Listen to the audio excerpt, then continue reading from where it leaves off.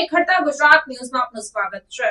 સમાચારમાં વાત કરીએ તો નડિયાદ કલેક્ટર કચેરી ખાતે મહેસૂલ વિભાગના અધિક મુખ્ય સચિવ જયંતી રવિની અધ્યક્ષતામાં ચોમાસુ 2024 સંદર્ભે બેઠકનું આયોજન કરાયું।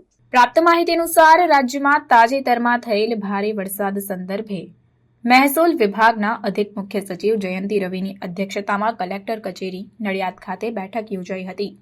તેમણે જિલ્લામાં ભારે વરસાદને કારણે ઊભી થયેલી પરિસ્થિતિને જિલ્લા પ્રશાસન દ્વારા હાથ ધરવામાં આવેલ રાહત બચાવની કામગીરીની વિગતવાર માહિતી લઈ અસરગ્રસ્ત લોકોને સત્વરે સહાય ચૂકવણી કરવા સૂચના આપી હતી।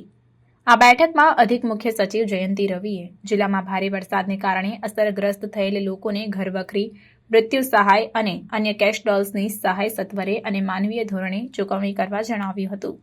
તેમણે જિલ્લા પ્રશાસનને પ્રાથમિકતાથી કામ કરી ક્લીન એડમિનિસ્ટ્રેશનનો સંદેશો પહોંચાડવાનું સૂચન કર્યું હતું।